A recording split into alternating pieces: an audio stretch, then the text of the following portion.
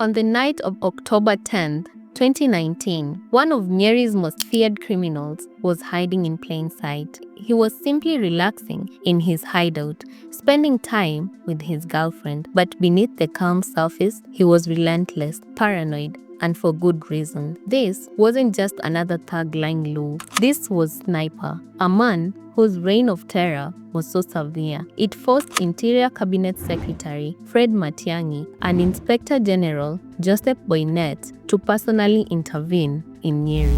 Hawa wakora ambao waliua chief yetu wametuitia kazi. Na kazi tutaifanya. But that night, something felt off. There was a quiet tension in the air, one that Sniper couldn't quite shake. And before sunrise, he will make a decision, one final mistake that will cost him everything. Before we dive into the dark, tangled story of Sniper's rise and fall, consider supporting this channel. Like, share, or comment below to keep these stories alive. This is Shadows of Justice. I'm Melissa, and you're watching a true story.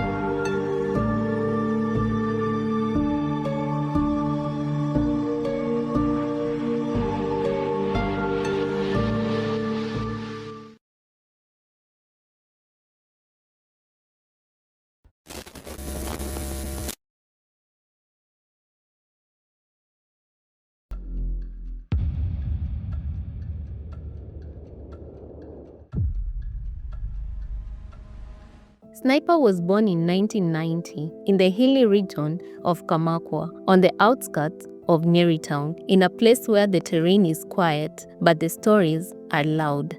Little is known about his childhood, but growing up, he was surrounded by legends, whispers of notorious outlaws like Wanugu and Washoshu, who also came from the same area. To most people, these men were villains, but to a younger Sniper, these were icons. And so, after school, drawn by the same darkness that once captivated the town, he made a decision to try his luck in crime. But he couldn't do it in Kamakwa. There were too many eyes, too many people who knew his face. So, he moved to Nyeri town and found a small room in Majengo slums, a place long known to police as a sanctuary for criminals. At first, he stuck to petty theft, pickpocketing, small-time robberies, just enough to survive. But in 2015, everything changed. He crossed paths with a man named Paul Twitter, an experienced criminal with deep connections and even deeper ambitions. Paul introduced him to a bigger game, one that promised more money, more power, and even more risk. To convince him, Paul mentioned someone Sniper admired, a gospel artist from his hometown, Samuel Gishuki, better known by his stage name as Sammy Boy. According to Paul, Sammy Boy was already in the plan, and with that reassurance, Sniper said yes. On the night of August 6th, 2015, just after 8 p.m., a group of armed men forced their way into the quiet home of Christine Mary Campbell, the director of Malewa Bush Ventures and a British investor living in Kenya. They were carrying AK-47 rifles and machetes, and they came with intent. Inside the house were Christine, her husband, her elderly mother, 2 visiting friends, and 3 domestic workers. None of them were spared. The gang rounded everyone up and tied them down. But what stood out most was that they didn't bother to hide their faces, not once. For 6 long hours, they ransacked the home, methodically taking phones, tablets, laptops, jewelry, electronics, and cash in various currencies. The entire time, they mocked their victims, even joking that they were Al-Shabaab. When they were done, they packed everything into Christine's Toyota Prado. Then, using her husband's vehicle, they forced the victims into the trunk. Bound, silent and terrified. With both cars loaded, one with stolen goods, the other with people, they drove off into the night, heading towards Lunga Lunga. 2 hours later, on a remote stretch of road, they came to a stop. Without a word, they fired shots into the tires of the Prado, holding the victim, immobilizing it, before escaping into the other car, disappearing into the darkness with the loot. The victims eventually fled themselves and reported the attack to the nearest police station. Soon, detectives from Gilgil launched a manhunt. 2 days later, their investigation led them to a town of Kinoo, just outside Nairobi. There, hidden inside a blue van, they recovered some of the stolen items. The van had been rented by none other than Sammy Boy, the gospel artist from Nyeri, who had allegedly been part of the heist. He had told the car dealer he was just planning a simple trip home. Sammy Boy was arrested and transported to Gilgil for questioning, and within days, the rest of the crew was also in custody. They were presented in court and eventually moved to Naivasha Remand Prison, awaiting their bond hearing. The amount was set at 1.2 million Kenyan shillings. Coming from a humble background, Sniper didn't have the kind of family that could easily raise 1.2 million shillings. And so, while his co-accused waited trial from the outside, Sniper remained in Naivasha Remand Prison. For nearly 2 years, he waited behind bars, forgotten by most, but not idle. Inside those walls, he met men whose crimes made headlines, men who had no fear left in them. And instead of being reformed, Sniper was reshaped. His tactics evolved, his mindset hardened. By the time his bond was finally paid in early 2017, Sniper was no longer the petty thief who had first entered those gates. He returned to Majengo slums, but this time with a different energy and a darker plan.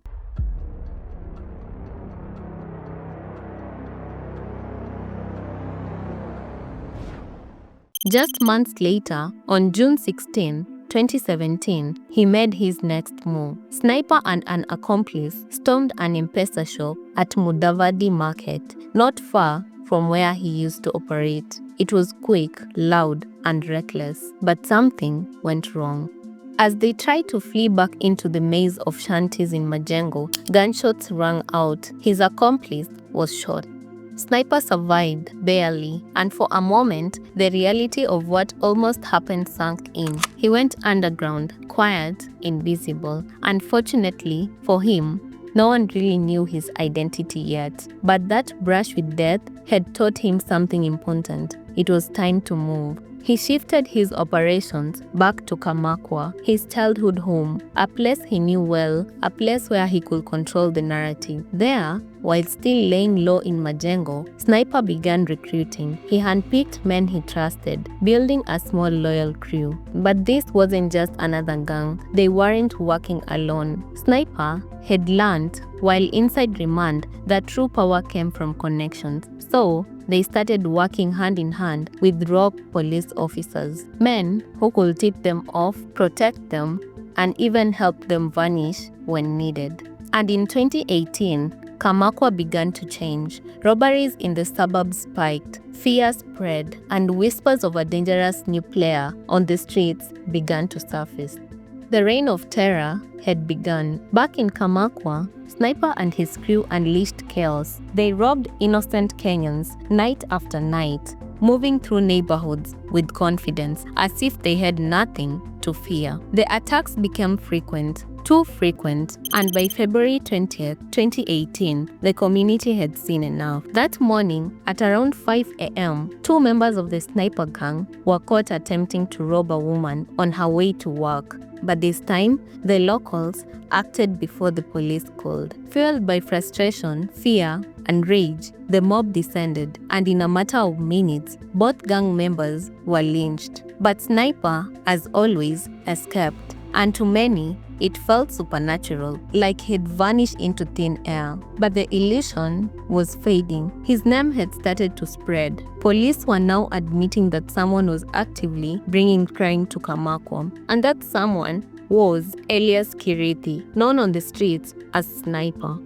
Angry about the death of his crew, Sniper made a decision. It was time to arm himself. He purchased a firearm, and 2 weeks later, in early March, he struck back. In a targeted act of revenge, Sniper tracked down 2 civilians suspected of participating in the earlier lynching. Both were shot dead. It wasn't just an act of retaliation, it was a warning. From then on, he shifted focus. No more small robberies. Now, he wanted cars, a type of crime he considered safer.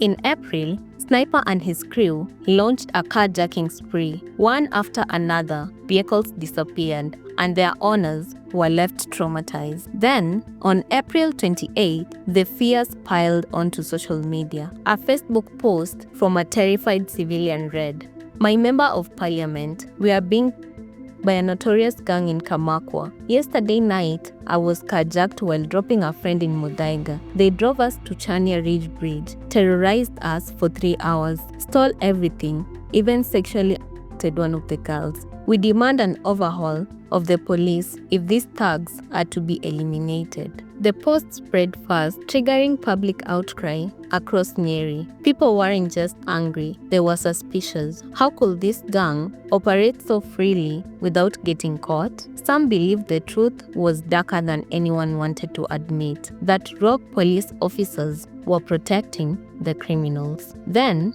on May 1st, 2018, something shifted. 3 police officers were suddenly transferred out of Nyeri. No explanation was given. But for Sniper, it didn't matter. He wasn't scared, he was emboldened. Just 2 months later, on Tuesday, July 3rd, he struck again. In broad daylight, at 3 p.m., Sniper arrived on a motorbike, carrying his AK-47. His target, the AIPCA charge office in Nyeri. His prize, over 1 million shillings, Sunday offertory money. It was a bold move, and he got away clean. That taste of fast, easy money only made things worse. 2 days later, on July 6, Sniper set his sights on Nyeri businessman Simon Kahihia. The crew ambushed him at his own butchery, Golden Classic, hoping to steal the day's earnings, but something went wrong. And in a split-second decision, Sniper pulled the trigger. Simon was shot dead. This wasn't just a robbery anymore, it was a killing spree. The murder of a well-known businessman finally lit a fire under the investigators. Their intelligence network traced a pattern, and all signs pointed back to Kamakwa. That's when the sleuths turned to Area Chief Peter Kimiti, asking him to help identify the suspects. They were done waiting. The hunt for Sniper had truly begun. But the hunt for Sniper came at a devastating cost. On the evening of July 26, 2018, shortly after a day of closed meetings with top security officials, Chief Peter Kimiti was walking through his maize farm behind his Kamakwa home. It was supposed to be just another evening. Instead, it became his last. 2 men approached quietly, carrying AK-47s. They didn't say a word, and within seconds, he was shot 10 times. They fled the scene on a motorbike, vanishing before anyone could respond. It wasn't just a killing, it was a statement, a direct hit against a man who had dared to cooperate with authorities. And for the first time, the violence spiraled from back alleys and slums into the lives of public officials. This time, the government couldn't ignore it. On August 1st, 2018, CS Fred Matiang'i and IG Joseph Boynet visited the chief's family in Kamakwa. They offered condolences and they made a promise the killers will be found. Huwezi kuua chief wetu alafu fikiri eti tutakaa chini na wewe kufanya story. Na tumekubaliana na Inspector General wako hapa leo na watu wa CID na kila mtu. We will follow these people. We will get each one of these people wherever they are. We will get them. Uwezi kuwa chief wetu eti ucheze na sisi. Hii maneno uwezi kukubali. Nilisema hivi wananchi. Si mmetuita kazi hapa. Wakuwa chief wetu. Sio? Haya mtu asipige nduru. Mmetuita kazi. 2 days later, August 3rd, police launched a full-scale raid in Majengo slums, a known haven for sniper crew. One suspect was gunned down in the operation, but once again, Sniper escaped, vanishing into the new unknown hideout. Then, on August 21st, he re-emerged with a new target.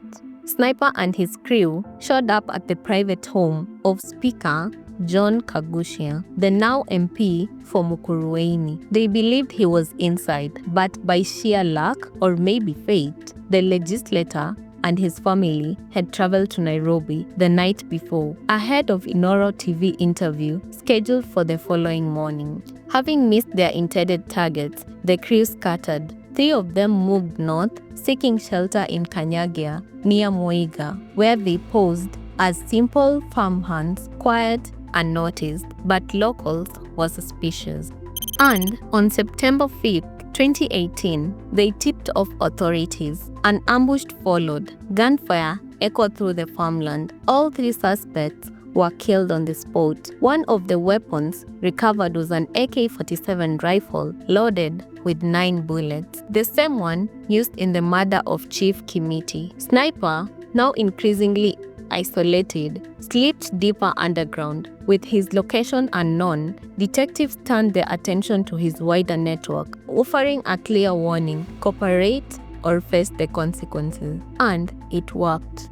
On October 22nd, 2018, 2 men, Githinji, known as Mrefu, and Kangede, walked into the police station and surrendered. They were willing to talk, to help build the case, but not everyone saw it as cooperation. Sniper saw it as a betrayal, and betrayal, in his world, was a death sentence. Weeks later, Sniper orchestrated a chilling message. He sent men posing as police officers to Mrefu's shop, asking him to assist with a supposed case. Mrefu agreed to help. He never came back. Hours later, his lifeless body was found stuffed inside a sack, floating in Karia Dam. He had been strangled. The discovery was made on November 30th, 2018. His wife was devastated. She had been told that the police had picked him up. Now he was gone. This wasn't just a murder, it was a warning, a brutal public announcement to anyone even thinking about crossing him. Sniper was watching, and Sniper never forgave. Kiagigituma sa station, mwakadia kukoiti motate, wakapelekwa kotini mara pili na wakaongea yeye na mateso wote, wakamwashiria sasa ndio alikutia risadi kwa sababu ya kipekee katika wiki. Kutoka ni Musa Gereji sijaona ubaya yake. Hata tangu alikuwa shule mimi sijaletewa vita yake. Sasa mimi sijui. Siwezi kufikiria mtu.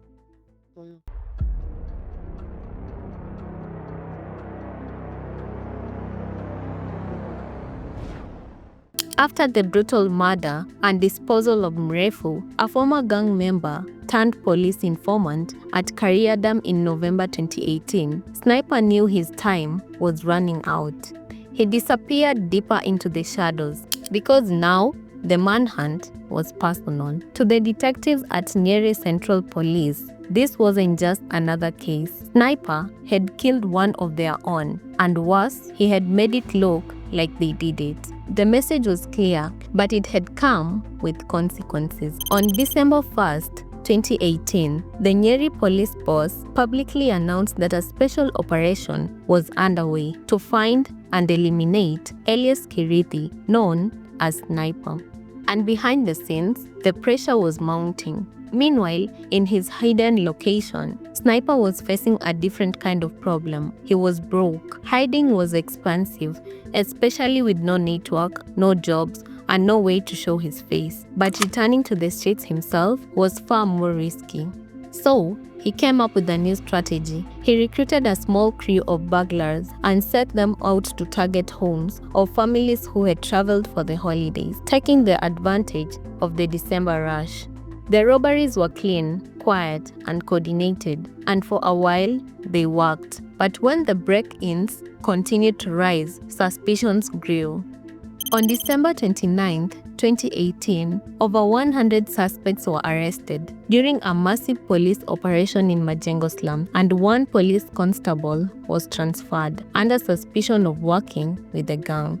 The arrest rattled Sniper. He withdrew even further, but again, money ran out and desperation returned. So, he planned something bigger, a robbery at Chania Tavern, a popular entertainment joint along the Nyeri Kingongo Road. On January 30th, 2019, he sent his crew. They stormed the place, looted it clean, and vanished into the night. It was a success until the next morning. Police dogs were brought in to track the scene, and the scent led straight to Majengo. There, officers found the robbers, still drunk, surrounded by the very alcohol they had stolen from the club.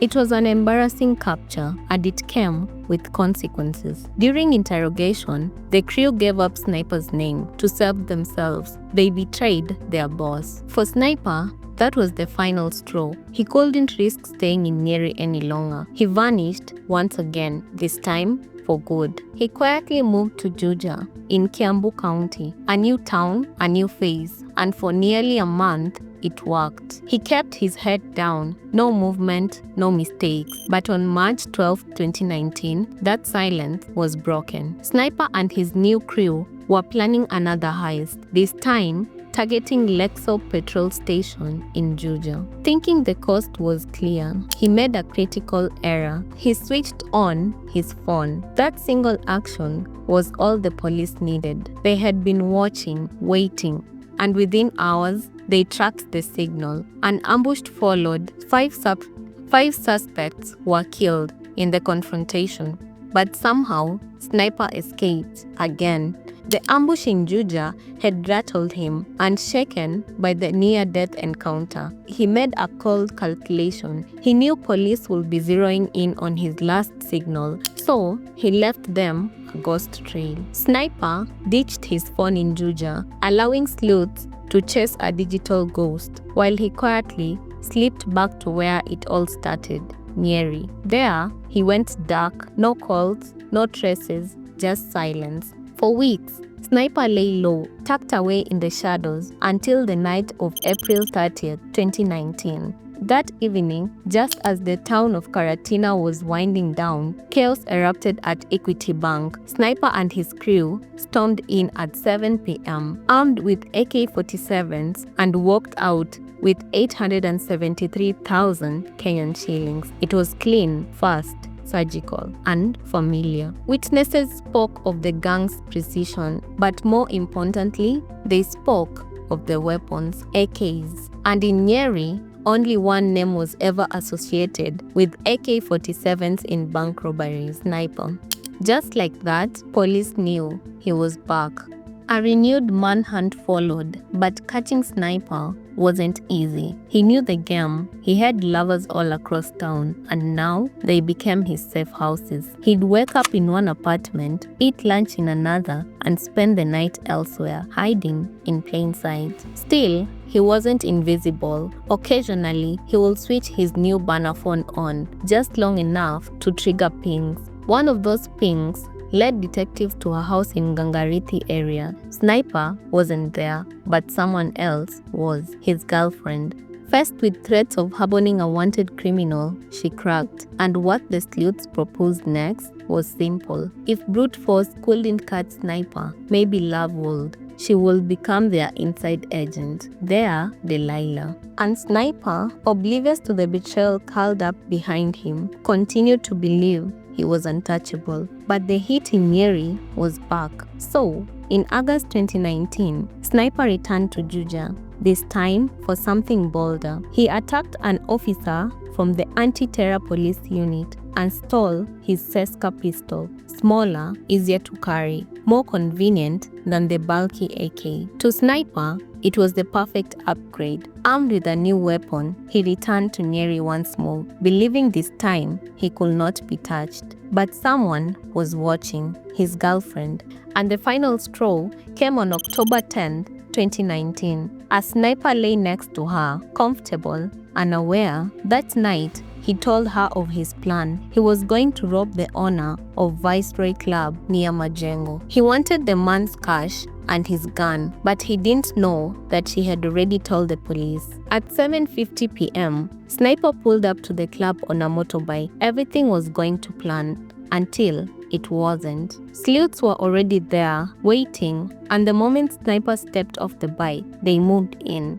The rider bolted, abandoning him. Sniper was alone, cornered, but he didn't run. Instead, he opened fire, taking cover behind a nearby shop. What followed was a 20-minute gunfire in the streets of Nyeri. Bullets flew, shouts echoed. Sniper was outnumbered, but he fought like a man with nothing left to lose. Eventually, his gun clicked empty. Desperate, he reached for a magazine, but it was already too late. Police unleashed a hail of bullets, and at 8:10 p.m. on Thursday, October 10, 2019, the man known as Sniper was finally taken down. His body lay sprawled in blood. Beside him, the Seska pistol, still warm from the firefight, the same one stolen from the ATPU officer in Juja. And just like that, the story of Sniper came to a brutal, inevitable end. Now, a man described as Central Region's most wanted criminal has been shot dead by police in Nyeri. Now, the suspect, Elias Karithi, was killed on Thursday night, bringing to an end a long search for a man who had caused the residents of Nyeri and Central Kenya sleepless nights. In the end, Sniper's story wasn't one of glory, but of inevitability. From petty crimes to armed robbery, from street-level thugs to one of Nyeri's most feared outlaws, his rise was fast, but so was his fall. He lived by the gun, and he died by it, alone, outgunned and mourned. But beyond the shootouts, betrayals, and bloody trails he left behind, Sniper's tale reveals something deeper. A broken system where poverty breeds desperation, and where the line between gangsters and informers, cops and killers can blur in a heartbeat. He wasn't a hero, but he wasn't born a monster either.